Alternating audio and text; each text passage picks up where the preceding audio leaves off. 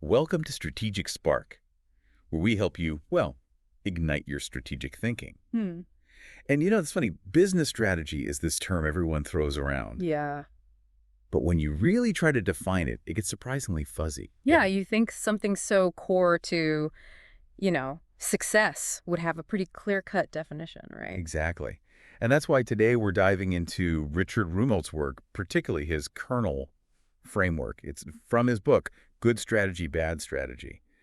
And it's this really, refreshingly straightforward approach to crafting strategies Yeah. that, they actually work. It's true. Rumelt just cuts through all the noise and gets right to the heart of what makes a strategy effective. And the Mm, beauty of this framework is it applies to almost any challenge you can think of, right. whether you're launching a startup or navigating, a really complex industry. Yeah. So what I'm excited about in this episode is that we're going to kind of unpack that kernel, Yeah. see it in action with some real-world examples, and hopefully by the end, you'll have some tools to analyze.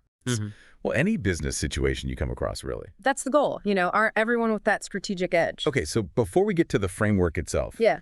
let's talk about the word strategy. Yeah. Where does this word even come from? Well, believe it or not, it actually has its roots in ancient Greece, with military tactics, really. So strategia Right. actually combines stratos, meaning army, Okay. and ago, meaning to lead. Leading the army, that makes Yeah. sense.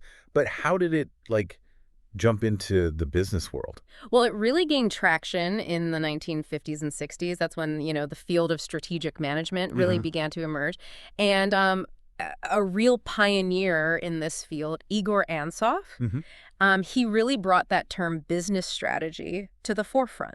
Oh, And he viewed strategy as this three-pillar process. So you've got to develop the strategy, right. you've got to execute it, and then you're constantly evaluating and adjusting as needed. So it's not like you make the plan and then you stick to it no matter what, huh? No, not at all. Strategy is dynamic and needs constant attention, really. Interesting. Now, I know there's a lot of different perspectives on what makes a good strategy. So we've got, Roger Martin, who emphasizes positioning, choose where to play and how to win in that sport. Right. Yeah, that playing field concept is key for him. But Richard Rumelt, who we're focusing on today, Right. he takes a bit of a different approach. So he focuses on, addressing challenges and seizing opportunities. Mhm. So for Rumelt, good strategy is all about coordinating your actions to overcome an obstacle or, take advantage of an opening. So it's kind of like picking the right battles to fight and then having a plan to win. Precisely. And that's where his kernel framework comes in. It gives you this clear structure to develop a strategy that actually works for any situation. Okay, I'm ready to crack this kernel open. Yeah. What are the three parts? All right. So the first part is the diagnosis. And it's all about pinpointing the challenge or the opportunity. Okay. And it's not just about stating the problem, right? You have to dig deeper. You have to understand the root causes, Yeah. the potential consequences. Think of it like being a detective, really trying to solve a case. Okay. You've got to gather the evidence, you've got to connect the dots. And then the next part is the guiding policy. Oh. Now, this isn't a rigid set of rules. It's more like a flexible approach. So it directs your actions without being overly prescriptive. So it's kind of like a compass, giving you direction, but allowing you to kind of adjust your course as needed. A perfect analogy. And finally, we have coherent actions. Oh, yeah? And these are the specific steps you take. Mhm. And they're all aligned with that guiding policy. Okay. And they're working together to achieve that strategic goal. So each action should kind of contribute to the bigger picture, like pieces of a puzzle fitting together. Precisely. And what's fascinating is that this framework, seemingly simple, has been used by some of the most successful companies in the world. Yeah, that's pretty impressive. It really highlights how, even a simple framework can be incredibly powerful Yeah. when it's well-defined. Before we jump into those examples, I do want to remind our listeners about a great resource that's available to them. Quantive offers a strategy software that can actually help you put the kernel into action. So if you're interested in learning more, you can visit quantive.com. Yeah, a really valuable tool for any aspiring strategist. Now, let's see this framework in action. Can you walk us through some real-world examples of how the kernel has been used successfully? Absolutely. So let's start small and then, work our way up. Have you ever heard of Chloe's Patisserie? Ooh, a bakery. Ah. I'm listening. All right, so Chloe's Patisserie is this charming little French bakery in London. And Chloe, the owner, she was facing this classic challenge. low weekday sales, but high fixed costs. Right. So her diagnosis was that, her costs were spread throughout the week. Okay. But her revenue was really concentrated on those weekends. That makes sense. I mean, bakeries, they see a surge in business on the weekends, usually. Right. But she didn't want to compromise on her vision of authentic French pastries, at affordable prices. Right. So her guiding policy was to maintain that authenticity while broadening the appeal. So how did she do that? So she introduced fresh baguettes made in-store every day. So a minimal investment, it didn't compromise her core offering, Mm-hmm. but it tapped into this whole new market. Oh, smart. So, I mean, the smell of fresh bread alone, that would just draw people in. Precisely. And foot traffic exploded. And, people buying those baguettes, often they picked up some pastries as well. But she didn't stop there. Her coherent actions included, like, tweaking the hours a bit, staffing, Right. even offering student loan assistance to attract and retain employees. So it was a simple shift, but executed really smartly. That's awesome. What other examples can you share? Okay, so let's jump into the tech world now and look at a company I'm sure you're familiar with. NVIDIA. Oh, yeah, the gaming giant. What's their story? So NVIDIA recognized the potential of 3D graphics chips, way before they became mainstream. Mm-hmm. Their diagnosis was that the future of computing was going to be heavily reliant on powerful graphics processing units, or GPUs. So they saw that wave coming. They were ahead of the curve, absolutely. So their guiding policy was to focus relentlessly on developing the absolute best GPUs for PCs. They weren't trying to be everything to everyone. They Right. just wanted to be the leader in their chosen domain. And what actions did they take to achieve that dominance? So they had this multi-pronged approach. They established these independent development teams Right. to really foster innovation. They streamlined their production process to avoid delays and bottlenecks. And finally, they created this unified driver architecture to make their products more user-friendly. So by focusing on their core strength and executing flawlessly, they rose to the top. Exactly. And they continue to innovate, shaping the future of computing as we speak. Now let's talk about a company that completely disrupted an entire industry. Netflix. I remember when they were just a DVD rental service. Oh, I do too. Yeah. Yeah, they were, but they saw the writing on the wall. And their diagnosis was that digital streaming, that was the future of entertainment. Yeah. Sticking to DVDs, that would ultimately lead to their demise. That was a bold prediction back then. What was their guiding policy in response to that? Their guiding policy was to transition to a streaming-first model, Okay. but they were really smart about it, right? So Okay. they didn't just ditch DVDs overnight. Right. They kept that business going while they were building their streaming infrastructure, Yeah. securing content rights. So it was Yeah. like this bridge between the old and the new. So they had this dual strategy to Mm. manage that transition. That's fascinating. What were some of the actions they took? So they made massive investments in streaming technology. They negotiated deals with studios, and eventually they made that game-changing move to creating their own original content. Yeah. Talk about strategic evolution. I mean, now they're a global powerhouse. They are. It's a prime example of anticipating a major shift, Mm-hmm. having a clear plan to navigate it, Mm-hmm. and then just executing that plan effectively. It really shows how important it is to stay ahead of the curve and to be ready to adapt, Absolutely. Speaking of adaptation, let's shift our focus to a company known for its remarkable comeback, Apple. Apple. Yeah. From near bankruptcy to, one of the most valuable companies in the world. How did they pull off such a dramatic turnaround? Right. Well, in the late 90s, Apple was struggling. Their product lineup was confusing. Market share was shrinking. They were losing their edge in innovation. Their diagnosis was that they had just lost focus. Mm-hmm. Plain and simple. So it was back to basics. But exactly. Their guiding policy became streamlining those product offerings and getting back to what they did best. Creating those innovative, user-friendly devices with that seamless integration of hardware and software. That intuitive, beautifully designed experience that Apple's known for. Exactly. Their coherent actions were all about bringing this vision to life. So they developed those iconic products, the iMac, the iPod, the iPhone, the iPad. Yeah. And then they built this robust ecosystem around these devices with iTunes and the App Store. Apple's comeback story really shows the power of a clear vision, focus, and strong execution. They weren't following trends, they were creating them. Absolutely. Yeah. And our final example for this segment takes us to another tech giant known for spotting hidden opportunities, Amazon. From online bookstore to, Well, practically everything these days, right? Practically. What did they see that others missed? Well, they recognized that the cloud computing infrastructure that they built for themselves, Yeah. that could be a gold mine for other businesses. So their diagnosis was that there was this massive untapped market for cloud services. So they turned their internal solution into a product. Exactly. Their guiding policy was to commercialize their cloud capabilities as a separate business unit, Okay. Amazon Web Services or AWS. And now AWS is like the dominant force in the cloud market. How do they achieve that? Well, they went all in. They invested heavily in expanding their infrastructure, Right. developing user-friendly services, and aggressively marketing AWS to both startups and, big enterprises. So they took something they were already good at, tailored it to a new market, and unlocked this whole new stream of revenue. It's the power of strategic thinking. Sometimes the most valuable opportunities are right in front of you, just waiting to be discovered and, capitalized on. Wow, these examples are so inspiring. I'm like starting to see the world through a strategic lens. That's great.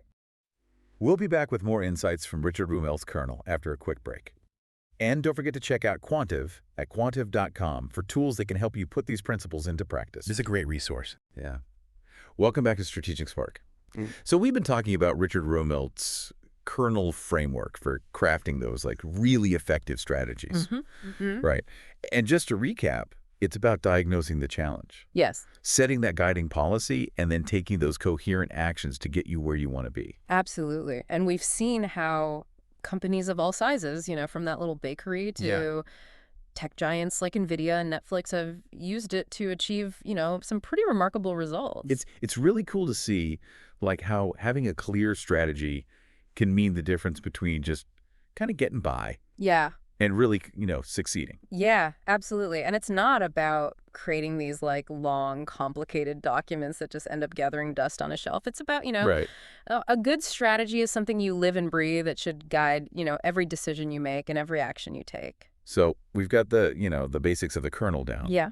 But I'd love to dive a bit deeper into, why it works. Like what makes it so effective? What sets it apart? Well, one of the things that's really great about Rumelt's kernel is that it forces you to think critically about, the challenges you're facing. It's easy to just jump into action mode, but the diagnosis stage, Yeah. that's crucial, right? If you don't understand the root of the problem, you might end up solving the wrong problem altogether. I've definitely been guilty of that before. So I see how like taking the time to really properly diagnose the situation can actually save you a lot of wasted effort down the road. It's like a doctor diagnosing an illness before prescribing treatment, right? Right. You don't want to just start taking medicine without understanding what you're actually trying to treat. Makes sense. Yeah. So you've diagnosed the challenge. What's next? Yeah. Like how do you create a good guiding policy? Well, a good guiding policy, it gives you direction, Mm-hmm.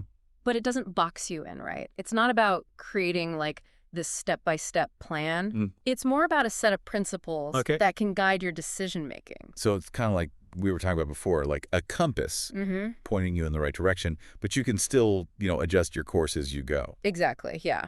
It helps you stay focused on the overall goal, but allows for, some flexibility, adaptation, because, things rarely go exactly according to plan. That's definitely true in the real world. Yeah. So a guiding policy kind of helps you navigate those like unexpected bumps in the road and just, stay on course. Then come the coherent actions, Yes. which is all about like putting that strategy into play. Right. Those are the steps you take. And, each action should be in line with your guiding policy, and they should all work together to achieve that ultimate goal. So it's about making sure your actions are like purposeful.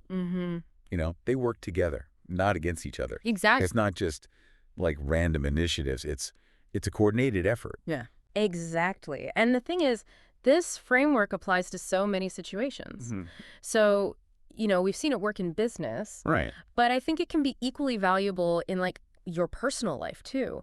Whether you're, launching a project, making a career change, even planning a vacation. Yeah. The kernel can help you approach it strategically. It's all about having a clear goal, understanding the challenges, and then just like taking those those deliberate actions Yeah. to get where you want to be. Exactly. And if you're looking for some tools and resources to kind of help you, put these principles into practice, Quantive offers some strategy software that can really make, strategic thinking a bit easier and more effective. Okay. And you can learn more at quantive.com. That's cool. So we've talked about companies using the kernel successfully. Mm-hmm. But, what about when things don't go as planned? Yeah. What happens when a strategy, hits a roadblock? Right. Well, even the best strategies will encounter some bumps along the way. Mm-hmm. The key is to be flexible, to adapt, to learn from any missteps, Yeah. and, adjust as needed. So it's not about, stubbornly sticking to the original plan, No, but being willing to pivot when necessary. absolutely. A good strategy is a living document. It's not set in stone, right? It needs to evolve. It needs to adapt as circumstances change. So how do you know when it's time to make a change? What are some signs that a strategy might need to be revisited? Right. Well, there are a few red flags you can watch out for. So first, if you're putting in the effort but you're not seeing results, that might be a sign that it's time to step back and reevaluate. So if the needle's not moving, Yeah. even though you're doing the work, something needs to change. What else? Keep an eye on the bigger picture. If the market shifts dramatically, the competitive landscape, you might need to adjust your strategy to stay ahead of the game. Yeah. I mean, the world is constantly changing, so It is. it's got to be able to move with it. And what about internal changes, within a company? That's another important factor, yeah. If a company's capabilities or resources change, Mm-hmm. you might need to revise the strategy to reflect that. So it's about being, honest with yourself about what's working, what's not, Mm-hmm. and being willing to adapt and make changes. Exactly. Strategic thinking is a process, not an event. It's a continuous cycle of learning, adapting, refining your approach. That's a really important point. It's not about, clinging to a plan that's no longer working for you, Yeah. right? Now, I'm curious, are there, common mistakes that people make when they're developing strategies? Yeah, I think one of the biggest pitfalls is getting too focused on the actions without paying enough attention Mm-hmm. to the diagnosis and the guiding policy. Mm. They jump into doing mode without really understanding the why. So they might have, a list of initiatives, but they're not aligned Right, exactly. with, a strategic goal. Yeah. Or they're not addressing the real underlying challenges. Exactly. So it's crucial to start with that solid foundation, a clear understanding of the challenge, Mm-hmm. a guiding policy that informs those actions. Yeah. It's about thinking before doing. Thinking before doing, yeah. And that's where Rumelt's kernel is, so valuable because it provides that framework to make sure your actions are actually aligned with those strategic goals. It is, like you said, it's like having that roadmap to keep you on track. Yeah, exactly. So now let's shift gears a little bit and talk about another aspect of strategic thinking, anticipating future trends and challenges. Mm-hmm. This is where it gets, really interesting.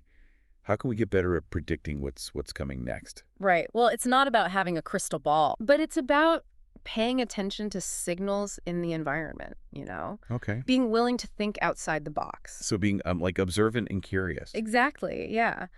Read industry publications, go to conferences, talk to experts, Mm-hmm. and be open to new ideas. The more you kind of expose yourself to different perspectives, the better equipped you'll be to anticipate, what's coming next. Yeah, it's about proactively shaping the future, Mm-hmm. not just reacting to what's already happened. And, the future is not predetermined. Right. It's shaped by the choices we make today. So you're saying by thinking strategically, we can actually, influence the future. You can create the future you want. Wow, that's empowering. So we're not just passengers on this ride. Yeah. We can actually steer the ship. Absolutely. And the kernel framework can be that compass guiding you on your journey. Well, I'm definitely feeling, a surge of strategic energy after all that. That's great. Ready to tackle those challenges, shape my own future. What about you? I'm right there with you. Awesome. So if you're feeling inspired to put these principles into action, don't forget to check out Quantive at quantive.com. They offer a variety of resources and tools that can really make a difference. They can. That's quantive.com for anyone who's looking to level up their strategic game. And we'll be back with the final part of our deep dive into Richard Rumelt's kernel framework after a short break. Welcome back to Strategic Spark. It's been so interesting, like exploring the power of strategic thinking with this kernel framework from Richard Rumelt. Absolutely. And we've seen how, it's deceptively simple, right? Diagnose, guiding policy, coherent actions. It can be applied to like so many different challenges from, we talked about boosting bakery sales to like revolutionizing industries, and we've learned that even when things don't go as planned, a good strategy, it helps you adapt. It helps you learn. Absolutely. And ultimately, it gets you where you want to go. It does. But now I want to shift the focus to like you, our listeners, how can you actually apply these insights to your own life? Exactly. To your work, to your projects. Right. Because, everyone can benefit from thinking a little more strategically. Yeah. So let's break it down. Like, where should someone even begin when they're trying to, apply this framework to their own situation? Well, it starts with, being honest with yourself and doing some real self-reflection. What is the challenge you're facing? And it's easy to get caught up in the symptoms, but the key here is to dig a little deeper and really uncover, what that root cause is. Just like that Chloe's patisserie example, it wasn't just low sales. It was, the misalignment of costs and revenue throughout the week. Precisely. And once you have that clear diagnosis, then you can move on to crafting your guiding policy. And remember, this isn't a rigid plan. Right. It's a set of principles to guide your decisions. And, those principles, they should be, rooted in, like, your core values. Yeah, absolutely, yeah. Ask yourself, what do you really want to achieve? What are your non-negotiables? Your guiding policies should really reflect those core beliefs. So, for example, if your goal is to, like, build a sustainable business, your guiding policy might include, like, prioritizing ethical sourcing or, minimizing your environmental impact. Precisely.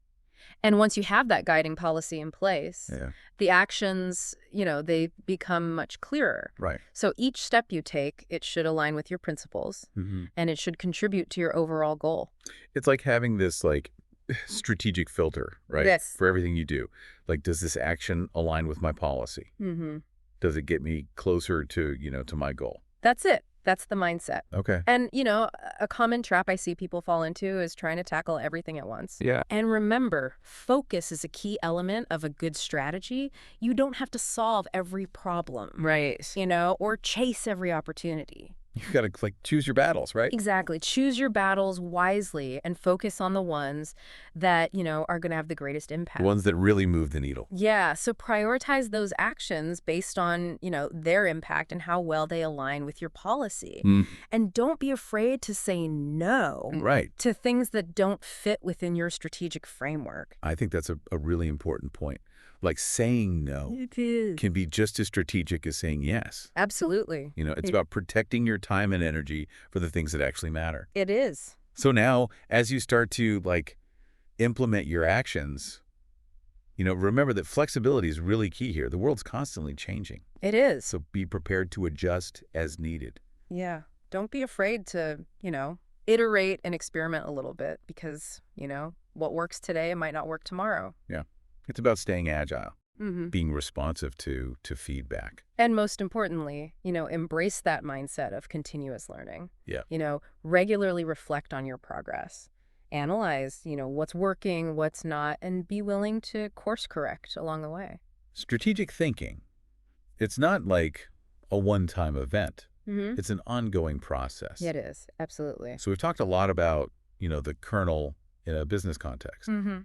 But remember, these principles, they're just as relevant to your personal life as well. Absolutely. Whether you're planning a career change, picking up a new hobby, setting, like, personal goals. Yeah. The kernel can help you approach it with, intention and focus. Absolutely. Let's say your goal is to, write a novel. Okay. So your diagnosis might be that, you struggle with procrastination or self-doubt. So your guiding policy could be, like, to prioritize consistent writing. Yeah. Even if it's just, a little bit every day. And, to silence that inner critic. Right, exactly. And then your coherent actions might be, setting aside some dedicated writing time each day, Maybe join a writing group for, some support. Okay. Celebrate your progress along the way. Yeah, the framework is like incredibly versatile, right? It can help you, achieve anything. Mm-hmm. And, tools like quantitative strategy software, they can really help put these principles into action. Absolutely. Whether, for your personal goals or for your professional endeavors, you can, check them out at quantive.com. It's a great resource. So as we wrap up this, deep dive into strategic thinking, remember, you have the power to shape your future. You do. You know, embrace the kernel framework. Think critically. Mm-hmm. Make those intentional choices and never stop learning and adapting. Couldn't have said it better myself. And who knows, you might spark a revolution of your own. You might. Thanks for joining us on Strategic Spark. We hope you found this, insightful and that you're ready to go out there and ignite your strategic thinking. Thank you for listening to Strategic Spark.